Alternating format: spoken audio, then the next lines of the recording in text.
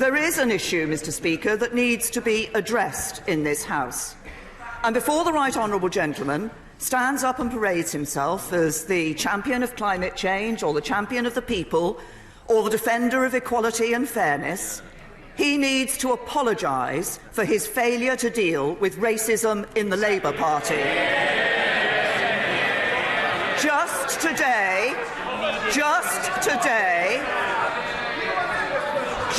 today, 60 distinguished members of the Labour Party have written in the newspapers, "The Labour Party welcomes everyone except, it seems, Jews." This is your legacy, Mr. Corbyn. You still haven't opened your eyes. You still haven't told the whole truth. You still haven't accepted your responsibility. You have failed the test of leadership. Apologise now.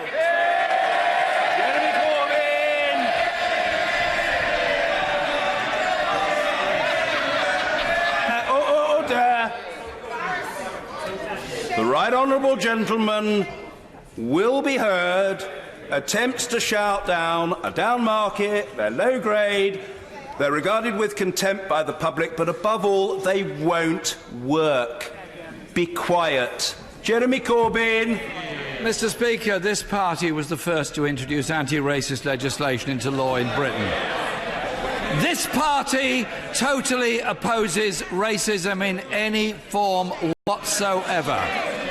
Anti-Semitism has no place in our society, no place in any of our parties, and no place in any of our dialogue. Neither does any other form of racism. And when 60% of Tory party members think Islam is a threat to Western civilization,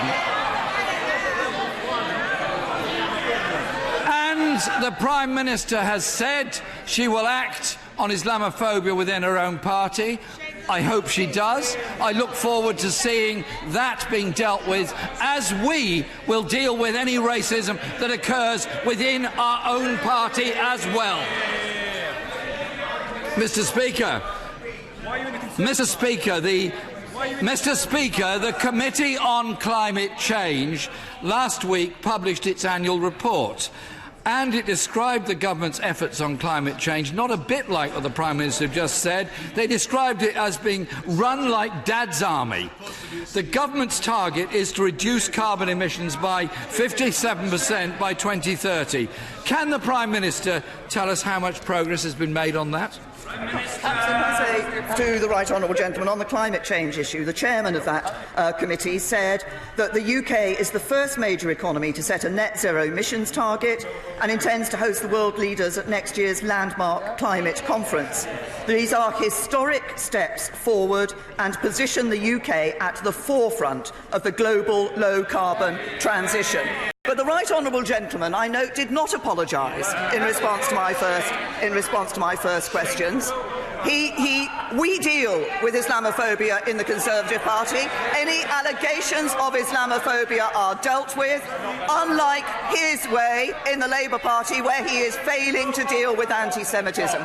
And he can stand up and say all he likes about the Labour Party introducing anti-racism legislation.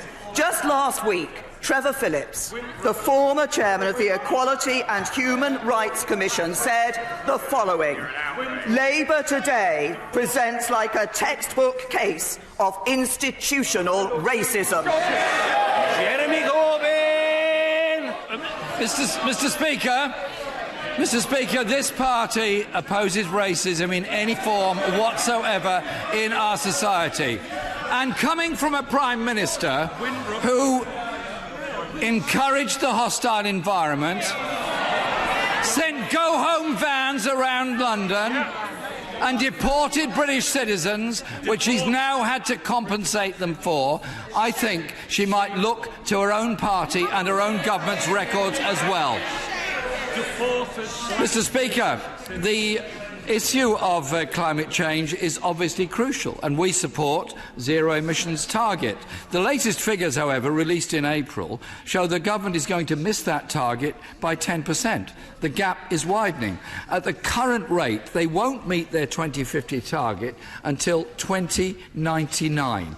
That point will be too late for our planet and our children. Clean energy investment has fallen 3 years in a row. Why does the Prime Minister think that's the case?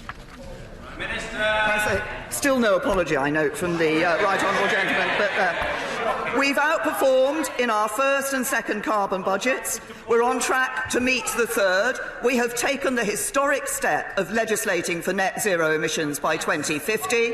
We have yet to see all the policies and proposals in our clean growth strategy coming into play and having an effect on our target. This is a party that is acting on climate change. This is a party that is delivering for the people of this country. This is a party that is dealing with the issues that matter to people day to day. The right honourable gentleman needs to start dealing with the issues that matter to the members of his Labour Party, as shown in the newspapers this morning. Jeremy Corbyn! Speaker, it was a Labour government that introduced the Climate Change Act of 2008. It's the Labour Party that is... It's the Labour Party that is committed to dealing with the issues of climate change. Can I give the Prime Minister a few suggestions why renewable investment is falling? They scrapped the feed-in tariff. Yeah. They failed to invest in the Swansea Tidal Lagoon, and they've slashed investment in onshore wind. If we're serious about tackling this climate emergency, we need to fully acknowledge the scale of the problem. Labour is committed to measure total UK emissions. Not just what we make here, but what we buy from abroad also, so we have an accurate figure of what the emissions really are by consumption in this country. Will the Prime Minister match that commitment? Prime Minister. The right honourable gentleman knows we measure our targets according to the international definitions of those targets, and that's exactly the right thing for us to do. But he talks about renewables. Let's just actually look at the record on renewables. Last year, renewables generated a record amount of electricity in this country, 33%. Over the last year, we've generated record levels of solar and offshore wind energy. And 99%, he talks about what the Labour government did, 99% of solar power deployed in the UK has been deployed under Conservative government. We're actually hiding the scale of the problem by passing the buck to other countries as well. If all emissions are counted, the figures would actually be 69% higher in this country. Every year, Mr. Speaker, air pollution kills 40,000 people in this country. In 2017, the Conservative manifesto said it would promise to take action against poor air quality in urban areas. What action has been taken? Well, can I say, first of all, to the right honourable gentleman, air pollution has reduced significantly since 2010 under the Conservatives in government, and our clean air strategy is the most ambitious air quality strategy in a generation, described by the World Health Organization as an example for the rest of the world to follow. Jeremy Corbyn! Wonderful words, Mr. Speaker, they truly are. The only problem is air pollution levels breach legal limits in 37 of the 43 areas of this country. 2/3 of our children are growing up in an area where pollution breaches legal limits.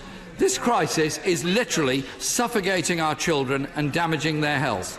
Once again, this government is dodging its responsibility while Labour leads the way. The Mayor of London, for example, is leading the way on better air quality in the capital city.